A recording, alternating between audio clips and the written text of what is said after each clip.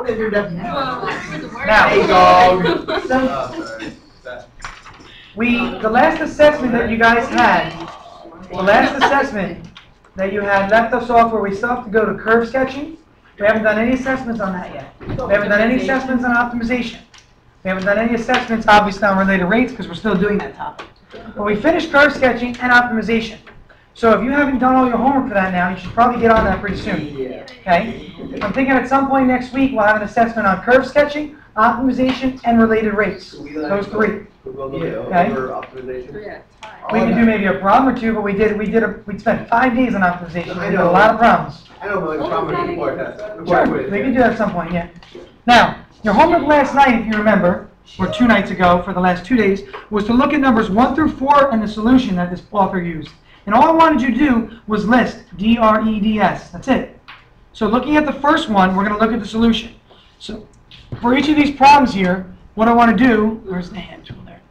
What I want to do is take a look at the answer key and label what DREDS is on here. Okay? And I wanted you to read through it to see if it makes sense. So I'm going to start by reading the problem itself, and then I'm going to go to that actual answer. Okay? So, starting with the problem. An airplane is flying towards a radar station at a constant height of 6 kilometers above the ground. Okay, so we're obviously going to have a diagram here. If the distance s between the airplane and the radar station is decreasing at a rate of 400 kilometers per hour, when s is 10 kilometers, what is the horizontal speed of the plane? So, we've got an airplane flying toward a radar station at a constant height of 6 kilometers.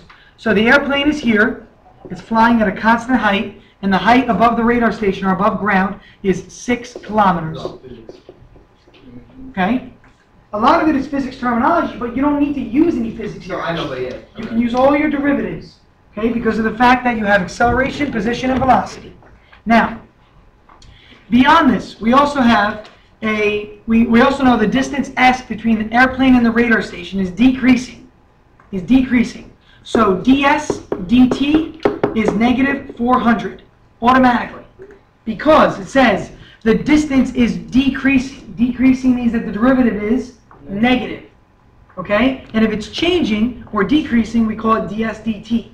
That's one of our givens we're going to see here. Okay? Again, because it's changing. We also know that the value of s is 10 kilometers at this point.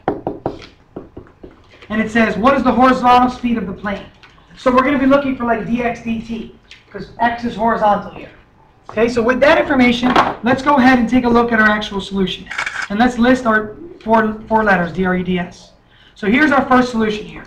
If we want to look at this, I'm going to have a problem now. There's the problem.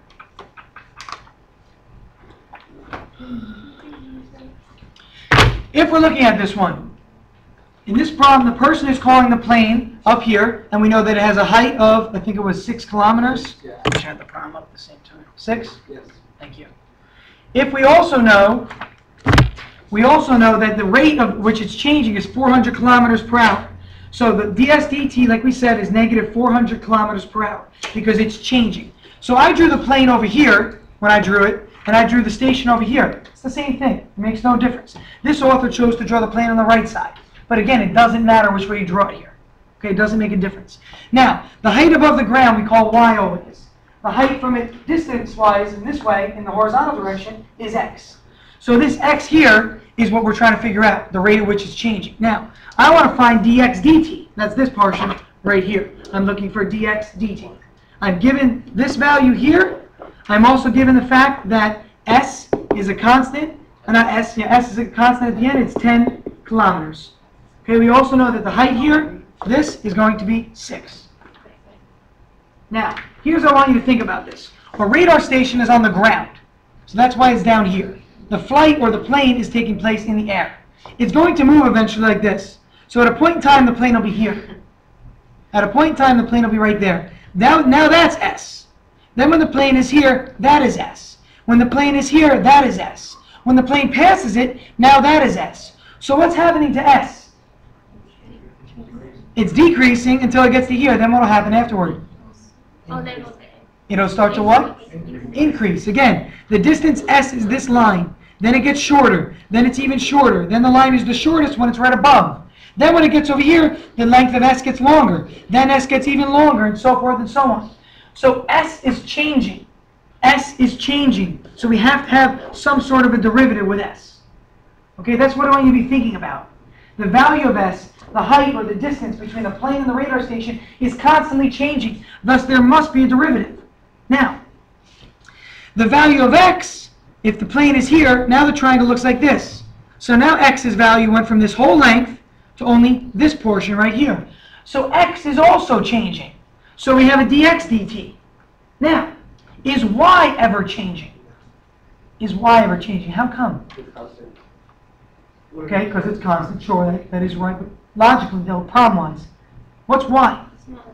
Because Y is the height. The plane, isn't it moving this way, guys? So the height is 6. The height is 6. The height is 6. The height is always 6, no matter where it is. So isn't the shortest distance 6? So the shortest, absolutely right. Good point to notice. The shortest distance, what just happened here? The shortest distance, this is 6 here. When it's directly above, S and Y are the same. Again, this is S right here. Then this is S. Then this is S. But here, isn't that what S is? But isn't this also Y? So when this is at a theta of a 90-degree angle here, when it's right above it, S is equal to Y, and it's equal to 6 when it's right above it. Okay, that's just something we should know. It might not affect the problem, but that's a good point to make, Houston. Very good. So again, the height is not changing. The height is always 6. Y is always 6. So if the height is not changing, its derivative is 0. Because take a look. If Y is 6, what's the derivative of 6? Well, it's just 0. Okay, it's always a constant. The derivative of a constant is 0. So that's where this part comes from. So we've got these 3 statements right here. Now, labeling our portion here. Clearly this is D. This is R right here. Where is E? Under. Right under it. What theorem do we use to find E? Pythagorean theorem. There's our equation right there. Again, x squared plus y squared equals s So we squared. didn't have to tell you the second D in this? We're not done yet. We're getting there. You got D-R-E. Remember dreads, D-R-E. Now, this is the equation that you have here. That's what you're going to start with. When you differentiate it for the next D, that occurs right here. That's differentiate. Remember, diagram, related rates, equation, differentiate. Now, the author chose to solve for x right here. We don't have to do that right now. We'll talk about where that comes into play in a minute. So ignore the rest of the equation. This is what I want you to think about. That's E, and this is D for differentiate. Okay? Now, looking at the derivative here, looking at this entire equation here, we know that y is a constant. So the author here chose to differentiate y and use dy dx, and then he put that as a 0. See how this became a 0 here? Because dy dx is 0. Remember, the height is not changing. What I would have chose to do, which would make it a little bit easier, is to rewrite this equation as, because y is always 6. Remember, y is the height. It's always going to be 6. So call that 6. Now when you differentiate, this is what you're differentiating. Now you're going to get 2x dx dt. What's the derivative of 36, guys? 0. 0. That's where that 0 comes in. So personally, when I differentiate, I would differentiate this equation up here and get, I would jump automatically down to the next line right here. Okay? We have 2s ds dt. This author chooses to then say, okay, I'm going to use dy dt, but it's 0. Now, plugging in, what do we know? We know ds dt. It's negative 400 because it's getting closer. Remember, the distance is getting closer, so it's going to be a negative. Whenever it's getting closer, it's a negative here. Since it's getting closer, we plug ds dt in right there. That's the negative 400 right there. We know that currently the value of s is what? 10. It was in the problem. In the problem it says, what is the horizontal speed of the plane when s is 10 kilometers? So that's the 10 right here. That's that s right there. What did the author do here? Who can figure it out? What did he do? There's a 2 in everything here. See that? So he just dropped off all the 2's. Again, there was a 2 in every term, so he dropped off all the 2's. We can do that here also. When I differentiated, there's a 2 here. There's really a 2 here. You just don't see it. Divide everything by 2. It's still 0. These drop off, these 2's. You don't need them. So he dropped off the 2's. But if we plugged in ours, we would have a 20 here. Okay? And when we plug in over here, this would be 2 times the value 8. So if you don't drop the 2's, you get the same answer. It doesn't matter. It does not matter. Now, no, it'll work. It's the same answer. Where did the 8 come from, though? That's the question we have to figure out. Over here. Again, this is always 6. This was 10. 6 squared is 36. 10 squared is 100. This is going to be, by default, 8. Okay? So here, think about it as a 3, 4, 5 right triangle. 6, 8, 10. 3, 4, 5. 6, 8, 10. Okay, that's where your triples come in. Now, if the value of x is 8, we plug in the 8 there, and we solve for dx dt, the last part. Now, s was substitute. This s part is what we're doing here. That's the substitute part right there. So the rate at which the horizontal location of the plane is changing is 500 kilometers per hour. Therefore, the speed is moving at a rate of 500 kilometers per hour toward the radar station. Toward the radar station. Okay? It says towards the station. If you put negative, it's fine, or if you write toward the radar station, it's fine. Either way. Okay? Because remember, your answer here is negative. See the negative symbol? This negative symbol, which you can barely see on the photocopy, indicates it's moving toward the radar station. Toward. All right, let's look at the second one. So if we put the negative sign, we don't have to write toward the station. If the problem at the end says, write a statement about what's going on, then you do. You absolutely do. Toward the station. All right, number 2. Looking at number 2. A light is on the ground 20 meters from a building.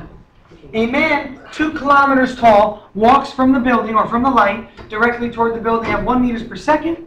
How fast is the length of his shadow on the building changing when he is 14 meters from the building?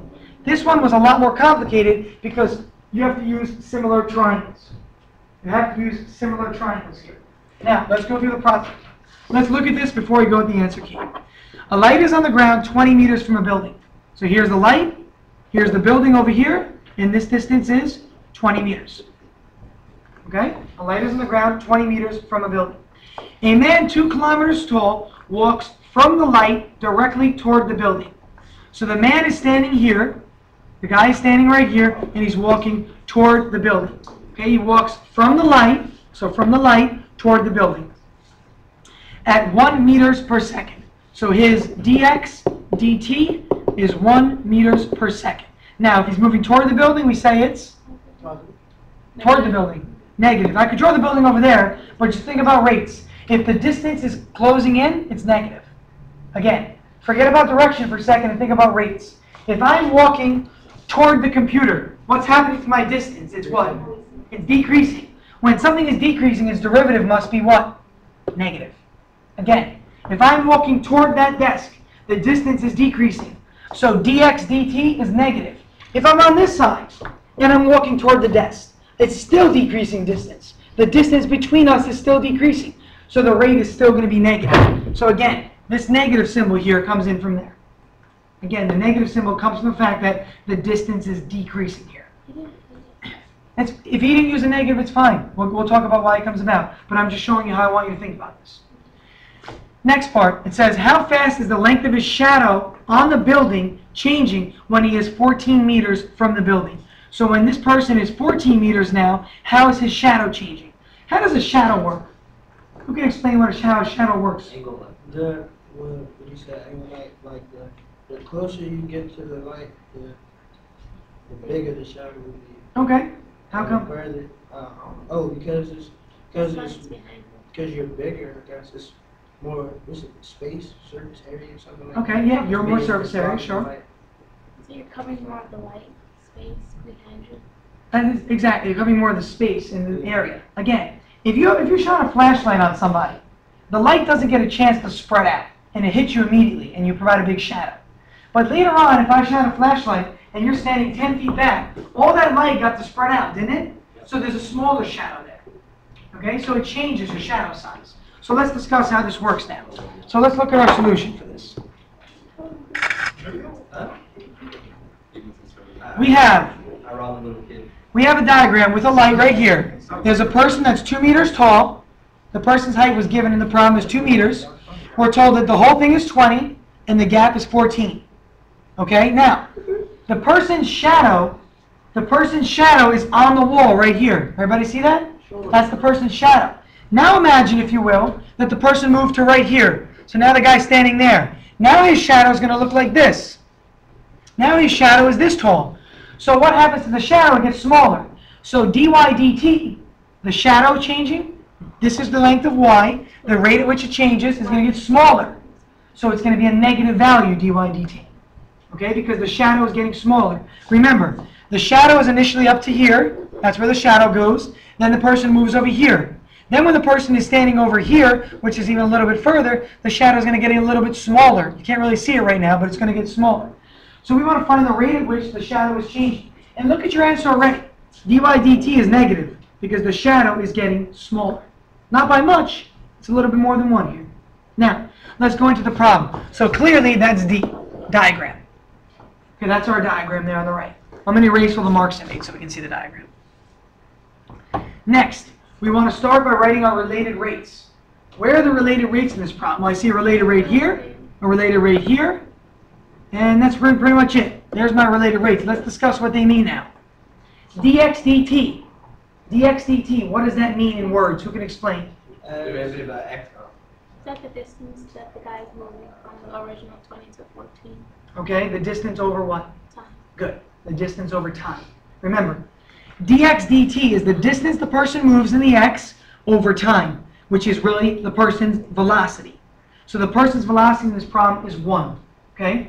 Again, it's 1. Now, I will use -1 here when I do this problem because, again, the person is getting closer. The person is getting closer to the building. So dx dt is decreasing. Okay, so I would use -1 here. We're going to show in a minute how that changes what the author is doing. And I'll explain how it works here. In the next part, dy dt is what we're looking for. The problem says, how fast is the length of his shadow on the building changing? The length of the shadow is y. How fast is it changing is dy dt. So we are trying to find dy dt. When are we trying to find it? When we're trying to find it, we're trying to figure it out when he is 14 meters from the building, or after he has traveled 6 meters. That's where this 6 is coming in here. Okay, that's where this 6 is coming in. Now, in the problem we have an equation. The problem here is that the equation can be a little bit complicated. We have to look and see to ourselves here, we have similar triangles. We cannot, can we use Pythagorean theorem if we wanted to? You could use Pythagorean theorem, but it would be very complicated. Let me show you what it would look like. Why is it different? Y is changing, but you can still call it y. Pythagorean theorem would look like the following. This distance is defined as x, right here. This distance is defined as 14. So I could call this 20 minus x. If the whole thing is 20, and this is x, this is 20 minus x. So Pythagorean theorem here would be very complicated. It would be like x plus 20 minus x squared. But what happens to your x's then? They cancel. So using Pythagorean theorem, you're going to have a constant, which doesn't work out for us. So if we want to do this, we got to go back and say to ourselves, all right, let's look at similar triangles. Think back to geometry of similar triangles. When I want to talk about similar triangles, I can say that the base and the height is related to the base and the height. The base of this is x, okay? The height of this is 2. There's the base, there's the height. The base of this is 20, there's the base. The height of this is y, there's the height. Again, proportions. Remember CPCTC? Remember what I'm talking about? How fast he said it. Corresponding parts of congruent triangles are congruent. Okay? Similar to that, but now we're looking at similar triangles. Similar triangles have sides that are proportional. Hence, we have a proportion up here. I remember doing it. I remember doing it. We did it with, remember proofs? Yeah. Stating reason? I hated this. Sorry, CPCTC. Now, similar triangles are following the same rules here. Okay, we have to write a proportion. Now, can somebody show me another way they could have written this proportion? There's another way to write it. Okay, switching. What do you mean though? X over y. Okay, good. That's one way to write it. You could have written as 20 over x equals y over 2. Absolutely, that's one way. What's another way? X over y. X over y. So base over height. Okay. You have one. Or x times y. Yeah, I was close to it. It doesn't work, Karen. There's a reason for it. Because I'm doing 2 different ones. Sorry. Yeah. It's I meant to say x over 20. It's the same thing. X over 20. Okay. Another way to do it though.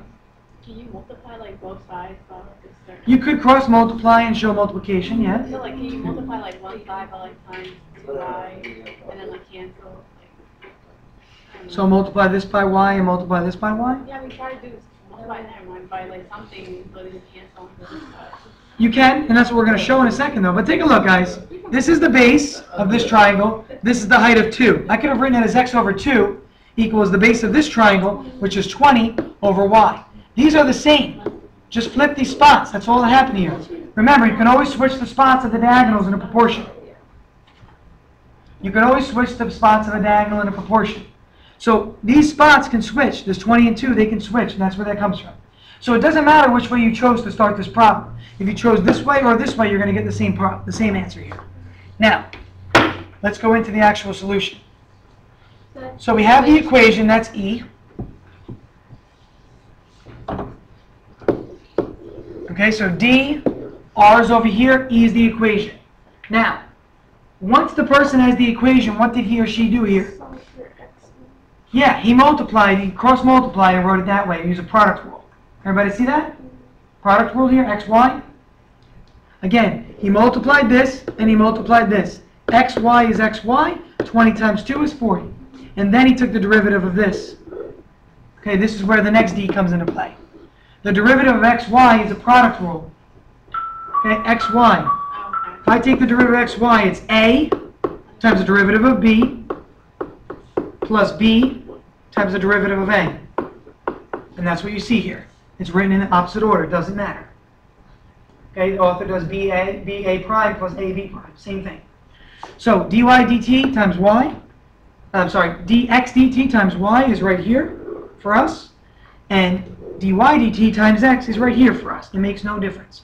And what's the derivative of 40? It's just simply 0. Now, here's where the difference comes into what I would do and what this author did here.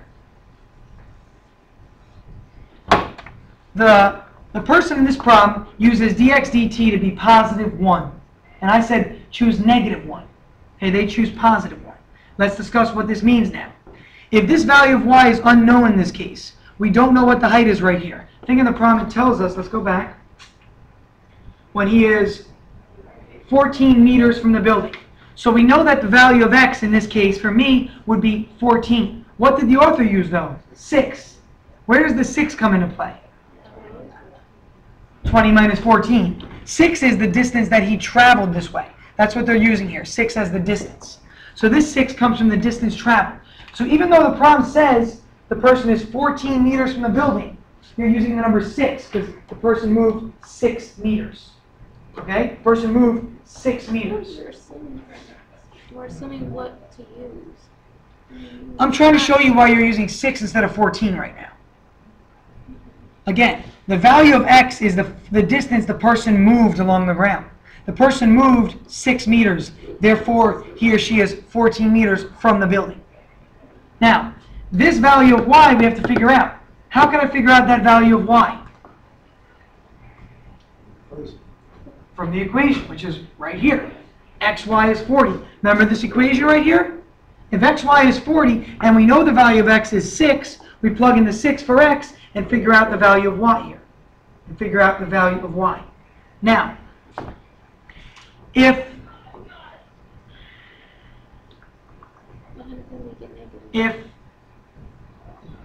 we look at this problem and we see that I use the negative here, okay? I use the negative here. And if I move this over, it's going to turn out to be a positive. Okay, see that? So if I move this over, you're going to get a positive. So when you divide by dy dt, you're going to end up getting a positive. If you use logic instead, you say to yourself, okay, if I have a negative and I know that the shadow is decreasing, what must happen to it actually? If the shadow is decreasing, what must the derivative be? Negative. So if you end up getting a positive here as your value, you have to apply a negative sign. Again, I know it sounds a little bit confusing. I still would choose a negative here, even though it is positive. Even though this person chose positive, I would choose a negative. I would move it over as a positive. And then I would say to myself, okay, well this is going to be a positive number now, divided by positive gives me a positive. But clearly that doesn't make sense, because the distance is getting smaller. The distance is getting smaller. So it's got to be a negative value here. Jasmine. I don't get why I would choose a negative. So you could choose if you wanted a negative or positive? Yes, you can. You you can. can just choose. I'm just choose positive because. All right. Logic is the same, right? The author is choosing positive because the person is moving to the right. That's why he's choosing positive here. That's the real reason. The person is moving this way. So he's saying dx dt, meaning the rate of change, is positive. I'm choosing negative because the person is getting closer to the building. Again, the person is moving closer to the building. That's why I choose it to be negative. Now, if I choose that to be negative, though, I have to remember in the end that the distance of the y value is moving down. The shadow is going down. So even though I would get a positive answer, I have to apply a negative sign because the shadow is also getting smaller. So it's going to be negative. You can choose either way. That's what I'm trying to show you. Either method works. That's why in calculus, there are many solutions to the same problem. Just like when we went over the midterm, I did a problem one way. You could have done it several different ways. Doesn't mean you have to do it that way every time. Okay, I just want to point that out. So if you're looking at this problem and you had a negative here, this would then be positive, yes. But since the shadow is decreasing, you have to think about it as a negative. That's where the negatives come into play. And that's where logic and calculus meet halfway. Logic tells us that if the shadow is getting smaller, it's got to be negative. Well, we had a positive answer if we did it that way. Well, we have to apply a negative sign to it. Okay? Again, We know. because we're using logic. Yeah, just because we know. Yes. I want you guys to think about these problems as not just mathematical, but actual situations. That's why they're giving you situations that do exist. A plane traveling over a radar station is a problem that does exist. They want to know what speed is it moving if the distance is changing. Why do they want to know that? They want to know that because then they can find the position of the plane. How do you think radar works? When they want to know if there's an incoming missile and a country is trying to detect if there's an attack, that's what they're using. They're looking at the rate of change that they see the object moving at. Well, it's negative because it's getting closer to the country. If somebody fires a missile at you, it's getting closer. So the dx dt or the ds dt must be negative there. It must be negative because it's getting closer. Let's go to a third problem here. This one might clear it up a little bit with volume. So the third problem has a conical cup. A conical cup. What does conical mean? A cone. So imagine if you had, ever, you know the little cone cups? What are they? Snow cones. Very good, thank you. So imagine you get a snow cone. They fill it with all the ice and then they put all the sugar in. What are they called? Minutas? Oh, Yeah. Is that what they're called, really? Ew. What does it directly translate to? That's the icing thing. Yeah, the cone cup with the ice in, right? Yeah, you just tap water to get that ice. What does that translate to? I'm curious. I don't know. What does minutas mean in English, if you translate it directly? Minutes? Does it mean minutes? Why do I say minutes? Minuta. It is a minuta. Okay. The I thought there might have been a correlation. Spanish people add eggs and then people are weird, okay? Look at how Spanish people names Puerto Rican. Spanish people take American names, they're like American Yes. We got a cone here, okay? The author doesn't draw a diagram, okay? I would draw a diagram here for sure. Okay, please start with a diagram. So, we have a cone here. It tells us a conical cup is 4 centimeters across, which is its what? Diameter. So should we just write the radius? We know, sure, you can do that if you like. Like, you see that, like, yeah. As long, well, let's keep reading the problem. Okay, we can use one or the other, but we have to be consistent. The depth of the cup is 6 centimeters. That's really the height. Very good. Okay, that's really the height, 6 centimeters. That's our diagram. Water leaks out of the bottom of the cup at a rate of 2 centimeters cubed per second. It's centimeters cubed. So what is that? Volume. Volume. Remember, this is a volumetric flow rate. Hey, look at me. Cube. Cube is volume. Second is area, yes. Now, notice, what are the units here? Centimeters cubed per second, which means right away it's a derivative. Whenever it's per second, like earlier, take a look up here, 400 kilometers per hour. That was our dy dt or dx dt. This is 1 meters per second. That was dx dt. So Whenever the units are something per second or something per hour, it's a derivative. Just agree. I'm asking Now, you, I'm asking, so if I'm saying how fast is the water level dropping? How fast is the water level dropping? The height of the water level is the indication of its height. If the height is dropping, what do we call that? Okay? Negative is Give me a derivative that explains a height that's dropping. Position? Derivative? How do I write this with a relation? What is it? dy dt, or in this case, it's not y, we called it h. So this is, okay? Again, guys, you have to be able to answer the question. I said, give me a derivative that explains the height changing. That's a derivative that explains the height is changing. Yeah, that's why. Okay? I know it sounds complex, but it's actually not that complicated, the problem I asked. Okay? It's the wording. It is the wording, it really is. Guess it's 3, right? dH dt. I mean 6. How fast is the water level dropping when the height of the water is 3 centimeters? So I've already drawn my diagram. I know dV dt. Oh, it's not. Okay, I know dV dt is negative 2 centimeters cubed per second. I'm looking for dH dt. I know the height, the water level is dropping. Okay, let's solve. We got D and we got R done already. Let's go and look at the solution and see what the person has. He has no. He has no diagram, I know, and I said that before. It's fine, don't worry. So here's our diagram. The person who uses radius, that's fine, so we'll use radius just for the heck of it. We know the diameter is 4. Equation right there. So there's D. Okay, where's our equation, Jasmine? Upper left, very good. Equation for volume of a cone is the same as the volume of a cylinder with a 1/3 in front. Remember, we talked about this last week. A cone is a third of a cylinder. A pyramid is a third of a rectangular prism. So you don't need to memorize more than one formula. You need to know pi r squared h, what's in that box. That's the volume of a cylinder, or like a soda can. We talked about it last week. I'm not going to destroy another thing. So we have a cylinder is pi r squared h. A cone is the same thing, but it's getting smaller and smaller until it gets to a tip at the bottom, which means it's 1/3. Now, if this is my initial equation, I want to then say to myself, okay, I need to take the derivative here. I need to take the derivative. Now, in this case, we have r is given as 2 of the cylinder, h is given as 6 of the cylinder. What did the author do? Take a look at the equation, look at the second line of the equation. Oh, he switched. Not switched, but he substituted. What did he substitute Height in? over radius? The What does this say? H over, Is that 3? I can't even see what it is. It's 3. Why is it h over 3? Because it's 1/3. Yes, it's 6 and 2. Look at the numbers here. We divide as 3? The initial height is 6, right? The height of the cone is 6. The radius of the cone is 2.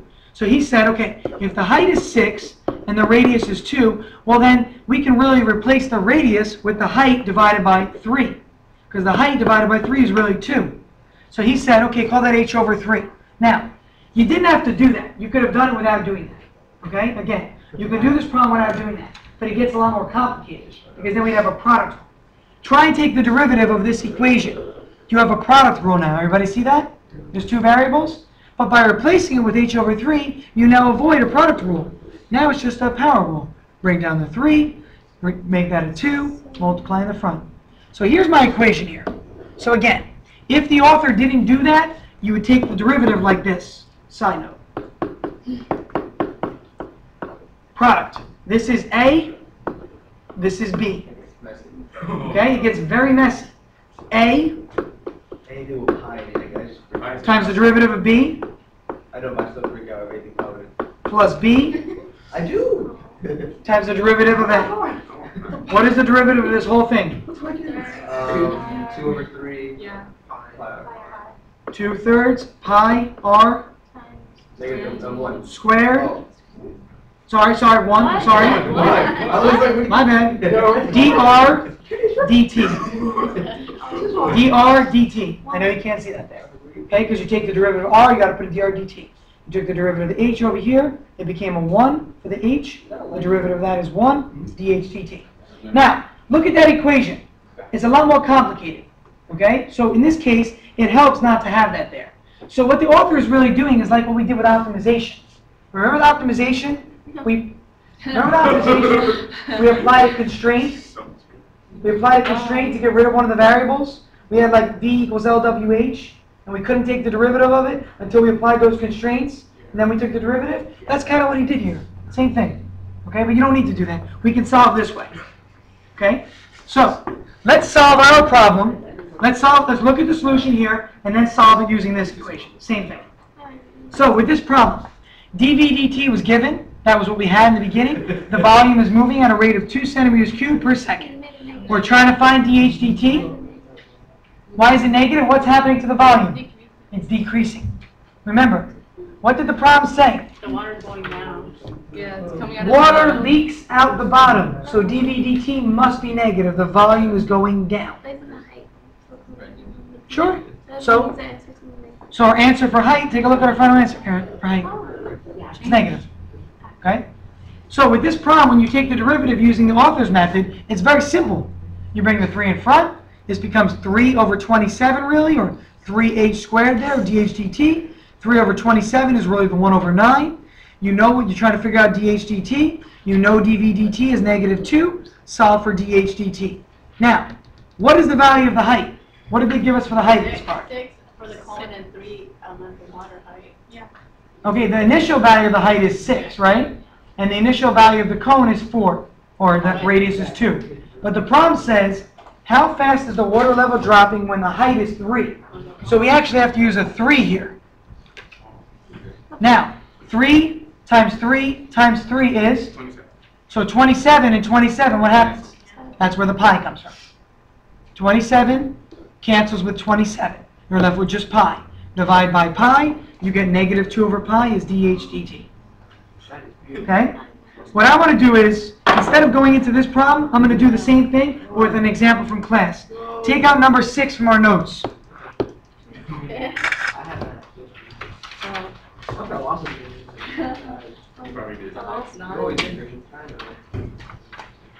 Take out number 6 from your notes, please.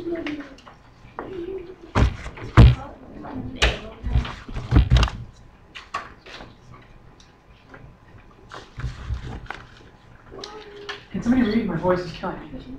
I can read tank Thank you. water. The shape of the cone is leaking water at a constant rate of 2 feet cubed per hour. The base radius of the tank is 5 feet, and the height of the tank is 14 feet. A base radius or radius? No, we'll talk about radius. A. At what rate is the depth of the water changing when the depth of the water is 6 feet? B. At what rate is the radius on top of the water in the tank changing when the depth of the water is 6 feet? Okay. This is not an easy problem, but this is a part 2. I guarantee you this problem would be a part 2. A and B, you have 2 parts to it. Okay? You have 15 minutes to do this. We can easily do this in 15 minutes. We'll do it before the bell rings. We'll have 13 minutes. So, we know it's a tank of water in the shape of a cone. Now, it says the base radius is 5. The base radius is this radius, guys. Even though the cone is inverted, this is still the base. Is that clear? Yes. Okay. This is still the height. The problem is this. What does the author choose to use instead of height later on? Depth.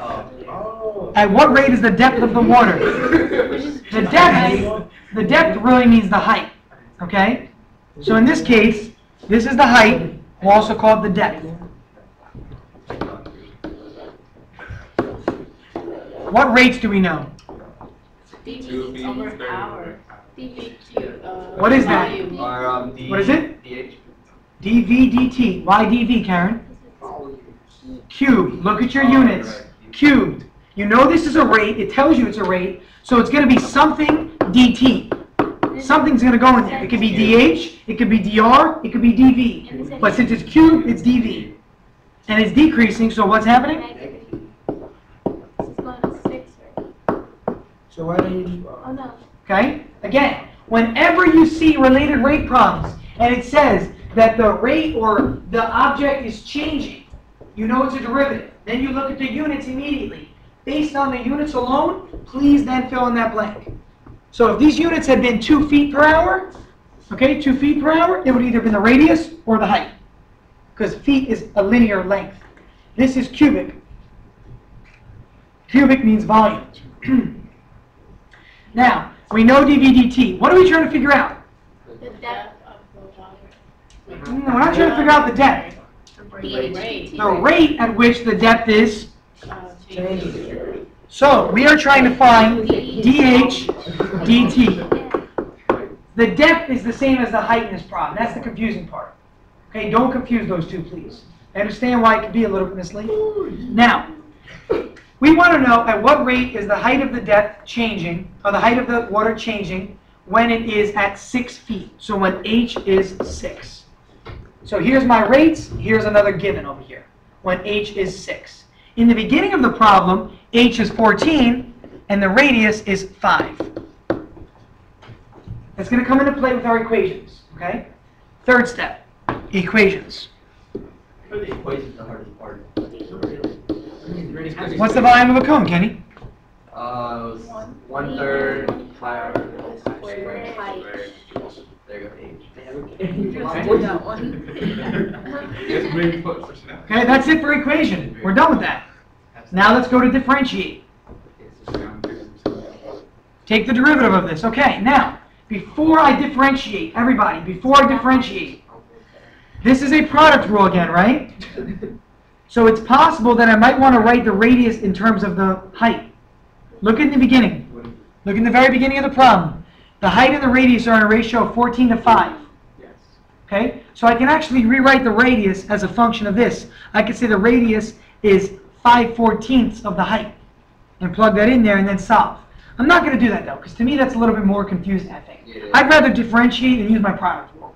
If you can't use a product rule by now, you need to be able to use a product rule by now.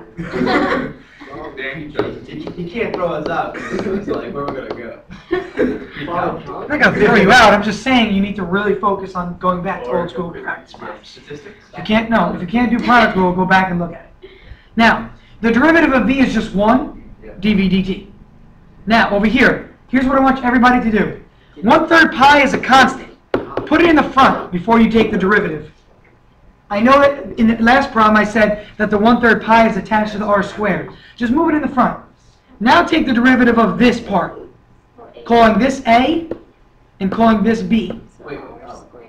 So a times the derivative of b. What's the derivative of h? 1 dh dt I want to say dv. plus b plus b times the derivative of a. 2r dv. R. What did you take the derivative of? R. No, because I was thinking Don't think. I was thinking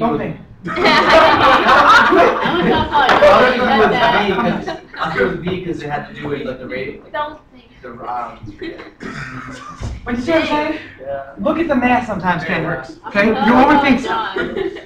Oh, John. It's on video. You'll probably give me a high five for it. You're right. So, it's on video. You can show them the video too. Yeah. What the hell? Why are you trying to figure stuff out there like I can see him watching one of the worst videos that we have. Now, continuing the problem. Dang, I can. Continuing the problem. What are we trying to find, everybody? What was the goal? The depth of the water What is it? changing. dH dt, the depth of the water changing. So clearly, I'm not going to substitute in here.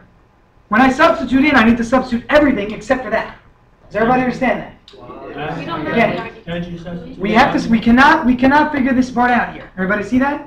Now, here's the problem. Do we have dr dt? No. We don't have dr dt. That's the main issue we're having right now. Okay? So, in order to do this problem, either we could have done what we said earlier with the 5/14 part, or at this point in time, we can figure out what dr dt is. How you did? Watch this. Just the radius. The radius is equal to, the radius is equal to 5 in the beginning, the height is equal to 14 in the beginning. Okay? So the radius is really 5/14 of the height. Take a look at that equation. If I plugged in a 14 for the height, what would I get for the radius? If I take this 14 and plugged it in right there, I would get 5, right? So that makes sense. So if you want to know what dr dt is, take the derivative of that now. dr dt equals 5/14 dH dt. I want to ask. Look at this. If you want to know what dr dt is, take the implicit differentiation of this. dr dt equals 5/14 dH dt. So where you see dr dt, up here, you can plug this entire thing in right there for DRDT. Look how that works. And that gets rid of it for you. Now, if we had substituted in the beginning, you would have the same answer we're getting now. Okay? So if you want to choose to substitute in the beginning, you can. Or you can substitute at the end. The beginning is less work. That's why the author chooses to do that. Again, because the beginning is less work. But I want to show you guys that it doesn't really matter. Now, continuing. So just put a plug in.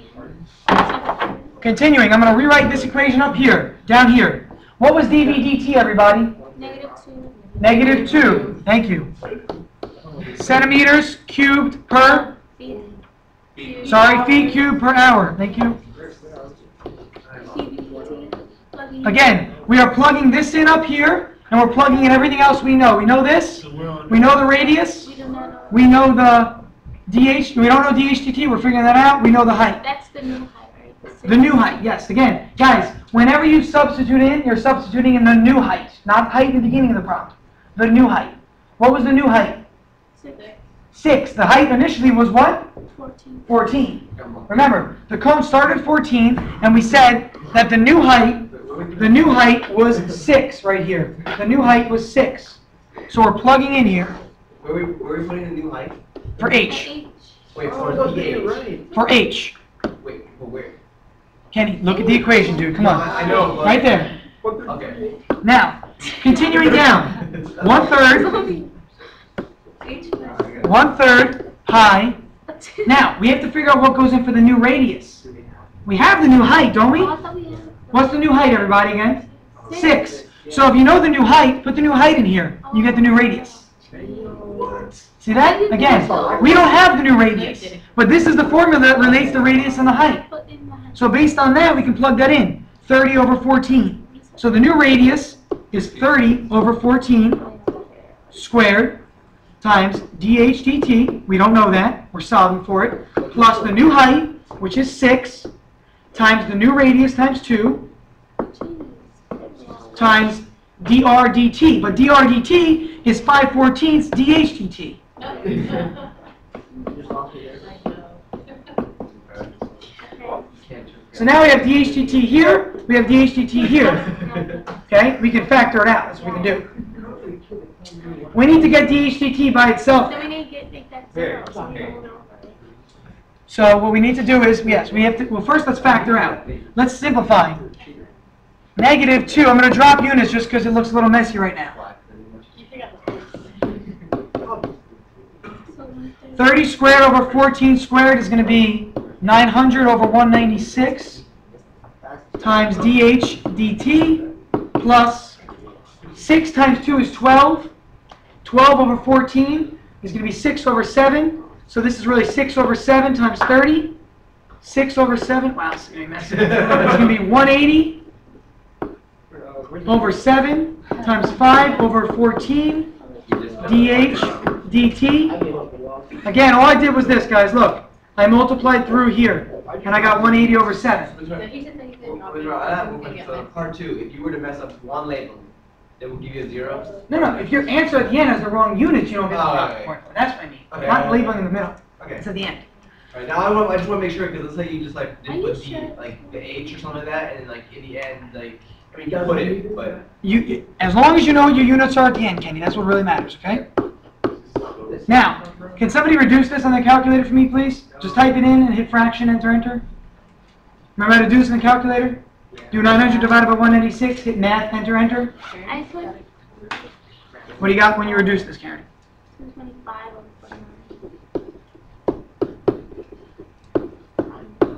49. Karen, multiply 180 times 5, then divide it by the product of 7 and 14, and then do math, enter, enter to reduce the fraction again. Like math and science. Yep, converts the fraction, right? You're in a decimal, I'm It's not the assuming? same thing. What do you get? 1800. Oh, let's do that again. It's all right, it's all right. Oh, because it's a whole number, thank you.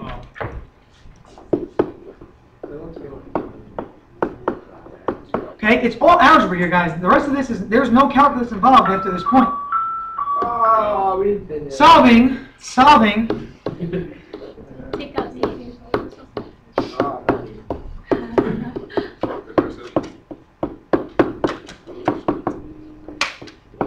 Okay?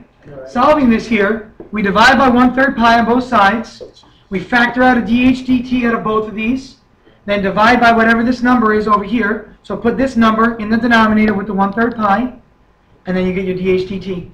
Again, take that number, so the answer is going to be -2 over 1/3 pi times the quantity 225 over 49 plus 1800 equals dH/dt. And what do you notice? Your answer will be what? Negative. Negative, because the height is going down. Now, what are my units going to be before you let it go? Height changing. Feet per hour or minute, whatever it was. Good. Again, units will be feet per hour. Guys, that was only part A, though. Don't forget. Yeah, you can build that.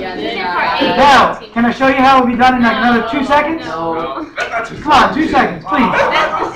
Look, real quick. We solved for dH/dt. We got a number, right? So we want to know what dR/dt is for part B. For part B, you know, here's the formula right here. Remember we solved earlier? Once we get dH/dt, which is what we just knew, plug it in right there, multiply by 5/14, that's part B. And you're done. Okay? Tonight, read over, same packet I gave you last time, numbers, I want to look before I give you numbers. Just give us all of this. Numbers 5 and 6 only. 5 and 6, everybody. Go through 5 and 6. We will talk about them tomorrow. Numbers 5 and 6. They're both volume problems, so they stay on the same topic. So I'm planning to watch something in the this probably weekend because I know there's not this weekend but like 2 weeks.